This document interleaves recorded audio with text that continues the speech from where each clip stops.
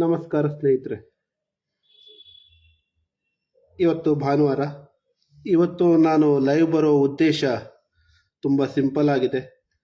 ಎಲ್ರಿಗೂ ಗೊತ್ತಿರ್ಬೋದು, ಈಗ ಒಂದು ವಿಡಿಯೋ ತುಂಬ ಹರಿದಾಡ್ತಾ ಇದೆ. ಉಪೇಂದ್ರ ಹಾಗೂ ಪಬ್ಲಿಕ್ ಟಿವಿ ರಂಗಣ್ಣ ಅವರ ವೇದಿಕೆಯ ಮೇಲೆ ಒಂದು ಮಾತುಕತೆ. ಎಲ್ಲರೂ ಮೂವಿದ ಅಥವಾ ಯಾವುದಾದ್ರೂ ಸಿನಿಮಾ ಏನಾದರೂ ಬಂದರೆ ಅದರ ರಿವ್ಯೂ ಕೊಡ್ತಾ ಇರ್ತಾರೆ.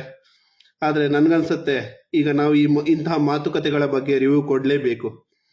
ಯಾಕಂದರೆ ಇದು ನಮ್ಮ ಪ್ರಜೆಗಳ ಪ್ರಜಾಪ್ರಭುತ್ವದ ಅಧಿಕಾರದ ಬಗ್ಗೆ, ಆಡಳಿತದ ಬಗ್ಗೆ ಬಹಿರಂಗವಾಗಿ ಒಂದು ಸುಳ್ಳನ್ನು ಹೇಳ್ದಾಗಿದೆ. ಸುಳ್ಳು ಅಂತ ಹೇಳಬೇಕು, ತಪ್ಪು ತಿಳುವಳಿಕೆ ಅಂತ ಹೇಳಬೇಕು, ಅರ್ಥ ಆಗ್ತಾ ಇಲ್ಲ.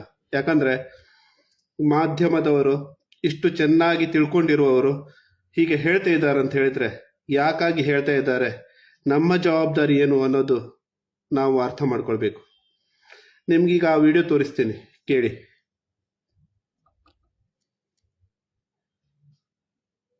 ಆಕ್ಟರ್, ರೈಟರ್, ಸಾಂಗ್ ರೈಟರ್ ಎಲ್ಲದರಲ್ಲೂ ನನಗಿಷ್ಟವಾಗದೇ ಇದ್ದಿದ್ದು his unnecessary idiotic foolish attempt of trying to dabble in politics.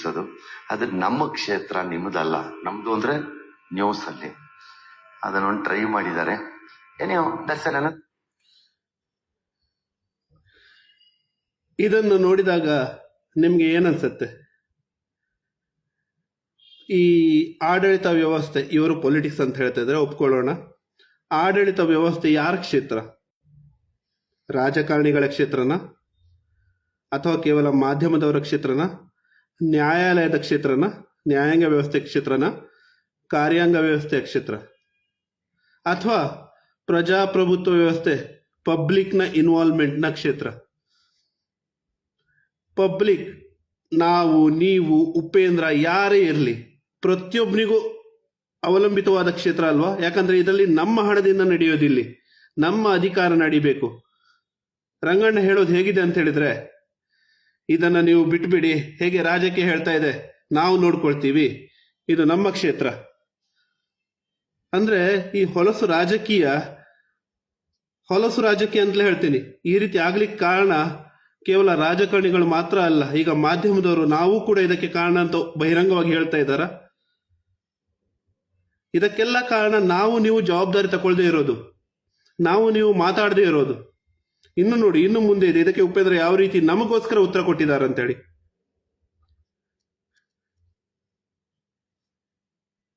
Experiment of his own ಅಂತ ನಾನು ಅನ್ಕೊಂಡಿದ್ದೀನಿ. Some day something will happen. ಈಗ ಹೊಸ ದಶೋತ್ಸವದ ಈ ಕಾರ್ಯಕ್ರಮದಲ್ಲಿ ನಮ್ಮ ಮನೋಹರ್ ಅವರು ಎಂದಿನಂತೆ ನನ್ನ ಜೊತೆ, ಅಂಡ್ ಉಪೇಂದ್ರ ಅವರು, ಅವ್ರಿಗೆ ಏನು ಹೇಳಬೇಕು, ಅವ್ರಿಗೆ ಜಿನೀಶ್ ಏನಾದಿದೆಯಾ ಅವ್ರಿಗೆ ಹೇಳೋದು? ಒಂದೇ ಒಂದಿದೆ, ಬಟ್ ಅದನ್ನ ಹೇಳಿದ್ರು ಅವ್ರು ಏನಕ್ಕೆ ನನಗೇನು ಉತ್ತರ ಕೊಡಲ್ಲ ಅಂತ ನಾನು ಅನ್ಕೊಂಡ್ಬಿಟ್ಟಿದ್ದೀನಿ. ಎಲ್ಲರನ್ನು ಚೆನ್ನಾಗಿ ತರಾವರಿ ಅಂದ್ರೆ ಈ ಎಕ್ಸೈಟ್ಮೆಂಟ್ ಅಂಡ್ ಟೆಂಪೋ ಕ್ರಿಯೇಟ್ ಮಾಡೋದ್ರಲ್ಲಿ ಈಸ್ ಅ ಸೂಪರ್ ಸ್ಪೆಷಲಿಸ್ಟ್. ಅದ್ರಲ್ಲಿ ಮಾತ್ರ ಅನುಮಾನನೇ ಇಲ್ಲ. ಸೊ ಈಗ ಲೇಟೆಸ್ಟ್ ಟೆಂಪೋ ನಿಮ್ಗೆ ದಯವಿಟ್ಟು ಕೇಳ್ಕೊತೀನಿ, ನನಗೂ ಕೇಳಿ ಕೇಳಿ ಸಾಕಾಗೋಗಿದೆ. ಯು ನೀನು, ಐ ನಾನು ಅನ್ನೋದು. ಯಾರೋ ಒಬ್ರು ಒಂದಿನ ಬಂದು, ಸರ್ ಆ ಯು ಐ ನೀವು ನೋಡಿದೀರಾ ಸರ್ ಅಂದ್ರು. ನೋಡಿದ್ನಲ್ಲಪ್ಪ ಇದನ್ನ ಲೋಗೋ. ಸರ್ ಅದು ಬರಲ್ಲ ಸರ್, ಅದು ಯಾಕೆ ಅಂತಂದ್ರೆ ನಾಮ ಆಗ್ತಂಗಿದೆ ಸರ್ ಅದು ಅಂತಂದ್ರು. ಅಂದ್ರು ಯಾವಾಗೆಲ್ಲ ರೆಡಿ ಆಗಿದ್ದೀರೋ, ಏನ್ ಕತೆ? ಈ ವಿಷಯಕ್ಕೆ ನಿಮ್ಮಿಂದನೇ ಶುರು ಮಾಡ್ತೀನಿ. ಆಕ್ಚುಲಿ ಮಾಡ್ರಿ. ಒಂದ್ ಹೇಳಿದ್ರಿ ಇವಾಗ ಏನಂದ್ರೆ, ನಾನು ಸತಿ ನಿಮ್ಮನ್ನ ನೋಡ್ತಾ ಇದ್ದೆ ಪಬ್ಲಿಕ್ ಟಿವಿನ, ನ್ಯೂಸ್ ಚಾನೆಲ್ನ. ಒಂದ್ಸತಿ ಹೇಳಿದ್ರಿ ಇವರು, ಏನಯ್ಯ ಕುಲ್ಗೆಟ್ ಹೋಗ್ಬಿಟ್ಟಿದೆ ಈ ಪಾಲಿಟಿಕ್ಸ್, ಯಾರಾದ್ರೂ ಒಬ್ರು ಬರಬಾರ್ದಾ ಅಂದ್ರು.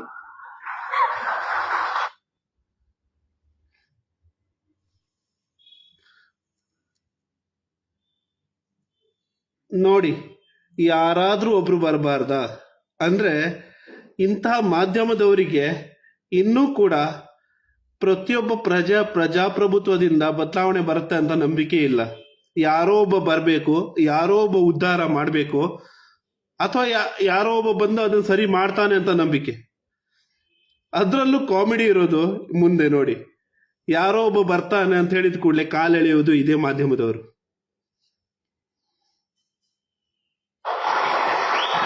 ನಾನು ಬಂದಾಗ ಫಸ್ಟ್ ಇವ್ರ ಕ್ವಶನ್ ಕೇಳಿದ್ದೇನು ಗೊತ್ತಾ? ಬೆಚ್ಚನೆಯ ಮನೆ ಇರಲು, ಇಚ್ಛೆ ನಡೀತು ನಡೆಯುವ ಸತಿ ಇರಲು, ವೆಚ್ಚಕ್ಕೆ ಹೊನ್ನಿರಲು, ಯಾಕೆ ಬೇಕಿತ್ತು ನಿಮ್ಗೆ ಅಂತ. ಅವಾಗ ನನಗನ್ಸಿದ್ದೇನು ಗೊತ್ತಾ, ಪ್ರತಿಯೊಬ್ರು ಈ ಪಾಲಿಟಿಕ್ಸ್ ಬರೋರು ನನ್ನ ಮನೆ, ನನ್ನ ಹೆಂಡತಿ, ನನ್ನ ಮಕ್ಕಳು ಚೆನ್ನಾಗಿರ್ಲಿ ಅನ್ಕೊಂಡು ಈ ಸಮಾಜ ಅನ್ನೋ ಸ್ವರ್ಗಕ್ಕೆ ಕಿಚ್ಚಚ್ತಾ ಇದ್ದಾರೆ. ಕರೆಕ್ಟಾ ಇಲ್ವಾ? ಆ ಸಮಾಜಕ್ಕೆ ಕಿಚ್ಚಚ್ಚಬಾರ್ದು ಅನ್ನೋದಕ್ಕೋಸ್ಕರ ಒಂದು ಪ್ಯೂರೆಸ್ಟ್ ಪಾಲಿಟಿಕ್ಸ್ ಹೇಳ್ದೆ. ತಪ್ಪ ಸರ್?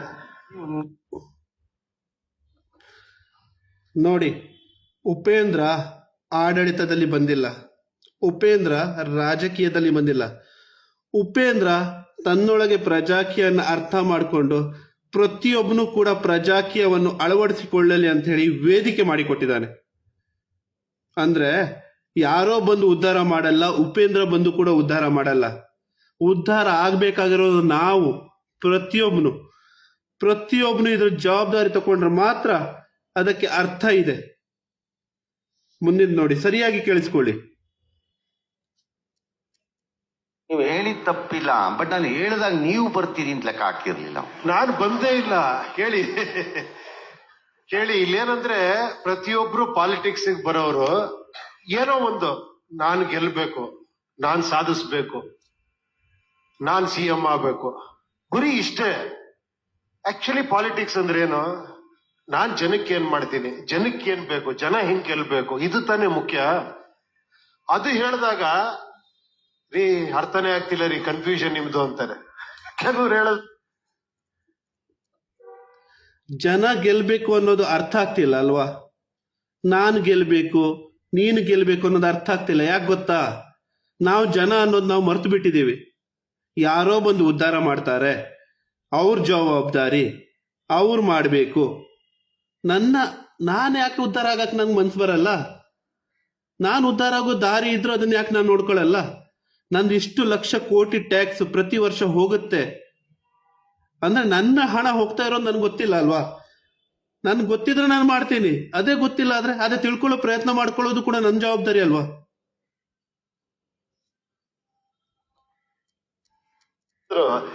ಸರ್, ಆ ಪಕ್ಷ ಕರೆದ್ರು ಹೋಗಿದ್ರಿ ಇಷ್ಟೊತ್ತಿಗೆ MP ಸರ್ ನೀವು. ಸರ್ ಹೆಂಗಿರ್ತಿದ್ರಿ ಸರ್ ಅಂತ. ಪಾಪ ಆ ಮನುಷ್ಯ ಗುಡಿಸ್ಲಲ್ಲಿದ್ದಾನೆ. ಅವನಿಗನ್ನಿಸ್ತು, ಎಂಥ ಗ್ರೇಟೆಸ್ಟ್ ಮನುಷ್ಯನಯ್ಯ ನೀನು, ನಾನ್ ಚೆನ್ನಾಗಿರ್ಲಿ ಅನ್ಕೊಂತಿಲ್ಲ, ಎಂಥ ನಿಸ್ವಾರ್ಥಿ ಇಂಡಿಯನ್ ನೀನು, ಹ್ಯಾಟ್ಸ್ ಆಫ್ ಅಂತ. ಹೊಡಿರಿ ಚಪ್ಪಾಳೆ. ಇಂಥವ್ರು ಇರೋವರೆಗೂ ಈ ಪಾಲಿಟಿಕ್ಸ್ ಇದ್ದೇ ಇರುತ್ತೆ. ಅಂತವ್ರು ಚೇಂಜ್ ಆಗ್ಲಿ ಅಂತ ಒಂದು ಪ್ರಯತ್ನ ಸರ್ ಅಷ್ಟೇ. ಎಲ್ಲಿವರೆಗೆ ನಾವು ನೀವು ಬದಲಾಗಲ್ವೋ ಈ ವ್ಯವಸ್ಥೆ ಕುಲುಗೆಟ್ಟು ಹೋಗಿರೋದು ಅಂತ ಹೇಳ್ತಾ ಇದ್ದೀವಲ್ವಾ, ಅದು ಹಾಗೆ ಇರುತ್ತೆ. ಅದಕ್ಕೆ ಕಾರಣ ಕೂಡ ನಾವೇ. ಬದಲಾವಣೆ ನಮ್ಮಲ್ಲಿ ಬರಬೇಕು. ಮೊದಲು ನಾವು ಜವಾಬ್ದಾರಿ ತಗೊಳ್ಬೇಕು, ಆವಾಗ ಮಾತ್ರ ವ್ಯವಸ್ಥೆ ಬದಲಾಗತ್ತೆ. ಆ ಜವಾಬ್ದಾರಿ ಏನಂತ ತಿಳ್ಕೊಳ್ಳೋದು ಕೂಡ ತುಂಬಾ ಮುಖ್ಯ. ಆ ವೇದಿಕೆ ಸೃಷ್ಟಿ ಮಾಡಿ ಕೊಟ್ಟಿದ್ದಾರೆ ಅಂತ ಹೇಳಿದ್ರಲ್ಲ, ಒಂದು ನಿಮಿಷ ಹೋಗಿ ನೋಡಿ ಅಲ್ಲಿ ಏನು ಬರ್ದಿದೆ, ಏನು ಹೇಳ್ತಾ ಇದ್ದಾರೆ. ನಮಗೆ ದೇವರು ಆಲೋಚನೆ ಮಾಡ್ಲಿಕ್ಕೆ ಬುದ್ಧಿಶಕ್ತಿ ಕೊಟ್ಟಿದ್ದಾನಲ್ವಾ, ಅದನ್ನ ನಾವು ಉಪಯೋಗಿಸ್ತಾ ಇಲ್ಲ. ಅಂದ್ರೆ ನಾವು ಇಷ್ಟು ಡಿಪೆಂಡೆಂಟ್ ಆಗಿ ಬಿಟ್ಟಿದೀವ. ಯಾವ ಲೆವೆಲ್ಗೆ ನಾವು ಡಿಪೆಂಡೆಂಟ್ ಆಗಿಬಿಟ್ಟಿದೀವಿ ಹಾಗಾದ್ರೆ? ತಪ್ಪ ಸರ್? ಪ್ರಯತ್ನಕ್ಕೆ ನನಗೆ ಬೇಜಾರಾಗಿಲ್ಲ. ನನಗೇನಂತಂದ್ರೆ, ಈ ಸ್ಟ್ರಕ್ಚರ್ಡ್ ಇಂಡಿಯನ್ ಪಾಲಿಟಿಕ್ಸ್ಗೆ ನೀವು ತಂದಿದ್ದು ನಿಮ್ಮ ಬಹಳ ಮೂವಿಗಳ ತರ 20 years ಅಡ್ವಾನ್ಸ್ ಆಗೋಯ್ತು.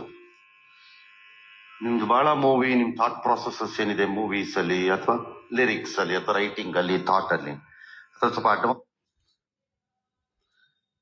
ನಮ್ಗೆಲ್ಲ ಒಳ್ಳೇದು ಬೇಕು, ಆದ್ರೆ ಯಾರೋ ಮಾಡಬೇಕು. ಮಹಾತ್ಮ ಗಾಂಧಿ ಎಲ್ಲೋ ಬೇರೆಯವ್ರ ಮನೇಲಿ ಬರಬೇಕು, ಭಗತ್ ಸಿಂಗ್ ಬೇರೆಯವ್ರ ಮನೇಲಿ ಬರಬೇಕು, ಸುಭಾಷ್ ಚಂದ್ರ ಬೋಸ್ ಬೇರೆಯವ್ರ ಮನೇಲಿ ಬರಬೇಕು.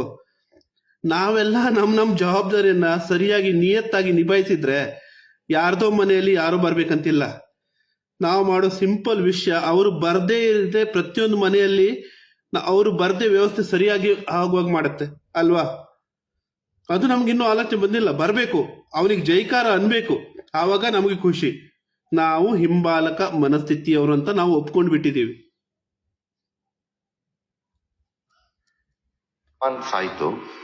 ಇಲ್ಲ, Still- ನಾವು still ಸುಳ್ಳಿನ ಏನೋ ಒಂದು- ಪ್ರಪಂಚದಲ್ಲಿದ್ದಾಗ ಸತ್ಯ ಯಾವತ್ತು ಅಡ್ವಾನ್ಸ್. ಏನೋ ಒಂದು ನಾವು ಬರೀ ಸುಳ್ಳಿನ ಪ್ರಪಂಚದಲ್ಲಿ ಇರ್ತೀವಿ, ಸತ್ಯ ಯಾವತ್ತು ಅಡ್ವಾನ್ಸ್ ನಮಗೆ. ಶುರು ಮಾಡಿದ್ದಾರೆ. ಎಷ್ಟು ಸೀರಿಯಸ್ ಆಗಿ ಮುಂದುವರಿಸ್ತಾರೆ. ನಾನು ಕೇಳಿದ್ದು UI. ನಾನೀಗ ಮಾತಾಡಿದ್ದು ಯು ಅಂಡ್ ಐ.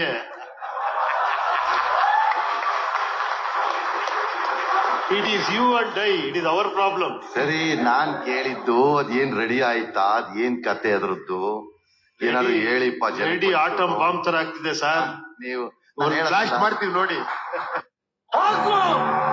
ಮಾತಿಗೆ ಮಾತು, ಸೇಡಿಗೆ ಸೇಡು. ಇದೆ ಯು ಆ್ಯಂಡ್ ಐ, ನಾನು ನೀನು. ಅವ್ರು ಹೇಳ್ತಾ ಇದ್ದಾರಲ್ವಾ, ಅದು ಸಿನಿಮಾದ ಬಗ್ಗೆ ಮಾತ್ರ ಅಲ್ಲ, ನಾನು ನೀನು ಇರುವ ವ್ಯವಸ್ಥೆಯ ಬಗ್ಗೆ.